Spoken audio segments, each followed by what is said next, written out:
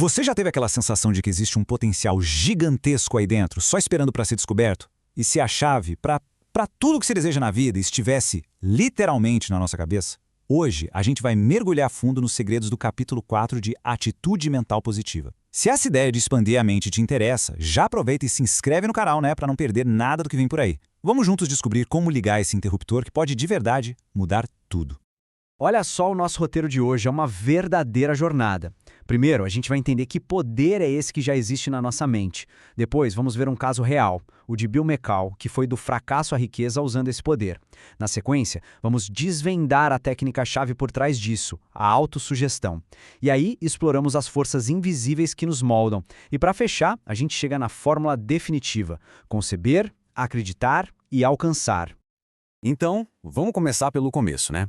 Dentro de cada um de nós existe a máquina mais poderosa já criada. O livro chega a descrevê-la como a fonte de poderes místicos, tanto conhecidos quanto desconhecidos, que estão ali só esperando para serem ativados. Pensa nisso por um instante. E se a máquina mais eficiente do mundo não fosse algo que se compra, mas algo que já é nosso? Essa é a pergunta provocadora do livro. E a resposta, olha, pode surpreender muita gente.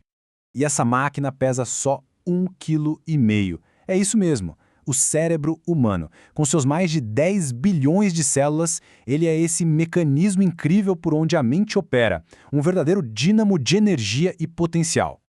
Agora, essa imagem do iceberg é perfeita para a gente entender a divisão da mente.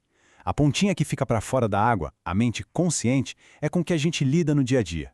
Mas é a parte submersa, o subconsciente, esse território imenso, inexplorado, que guarda a chave para esses tais poderes místicos que a humanidade usa desde sempre. Mas para isso não ficar só na teoria, vamos para um caso real. A jornada de Bill McCall é a prova viva de que esses princípios funcionam, levando uma pessoa da derrota absoluta direto para a riqueza. A história do Bill, olha, não começa com sucesso não. Muito pelo contrário. Aos 19 anos o negócio dele faliu. Aos 21, ele fracassou na política. Mas em vez de se deixar abater, essas derrotas acenderam nele o que o livro chama de insatisfação inspiradora. E essa linha do tempo aqui ilustra a virada de chave perfeitamente. A gente vê o padrão: fracasso, fracasso, até que ele encontra um livro, Quem Pensa Enriquece. É nesse ponto, ao descobrir o poder da autossugestão, que a trajetória dele muda da água para o vinho, levando-o a se tornar milionário bem antes do prazo que ele mesmo tinha estipulado. O momento da virada foi um verdadeiro estalo, um eureka. Ele estava lendo o livro pela 4ª vez, andando por Sydney, quando parou em frente a uma vitrine e, de repente, tudo fez sentido. Ele chegou a gritar em voz alta: "É isso, saquei!" E até assustou uma senhora que passava por ali. Foi naquele exato momento que ele finalmente entendeu como aplicar o princípio na prática. Então, qual foi o grande segredo que Bill McCall descobriu? Foi a autossugestão. Essa é a ferramenta, o mecanismo que permite influenciar diretamente a nossa mente subconsciente.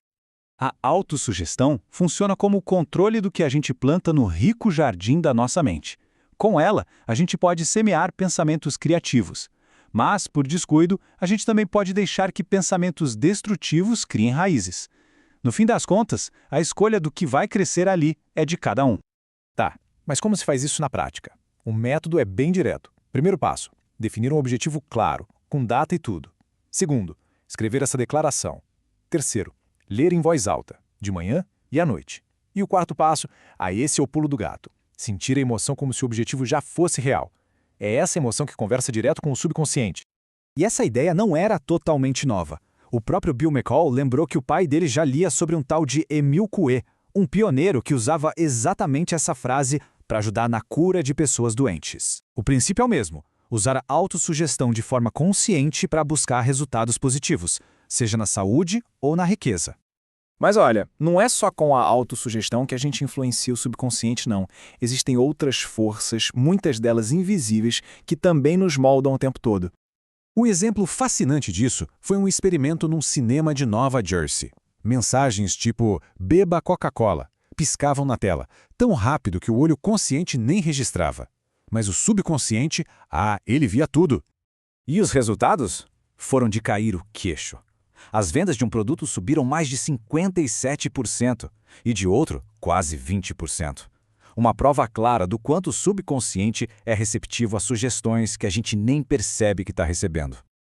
Claro que quando isso veio a público, bateu aquele medo, né, de lavagem cerebral, mas a perspectiva do livro vira o jogo. E se esse poder fosse usado para o bem? Imagina só o impacto se as mensagens subliminares fossem afirmações positivas, fortalecedoras, como essas aqui. E o poder dessas frases é uma coisa muito real. O livro conta o caso de Ralph Wepner, que estava em coma e ouvia as enfermeiras dizendo que ele não ia sobreviver. Na mente dele, ele se agarrou à frase que conhecia: "Você pode fazer se acreditar que pode." Ele lutou internamente só para mover uma pálpebra, para mostrar que estava vivo, e conseguiu. Foi a autossugestão que o trouxe de volta. E tudo isso nos leva para a nossa última sessão, que explora a fronteira final do poder da mente, o seu potencial supremo.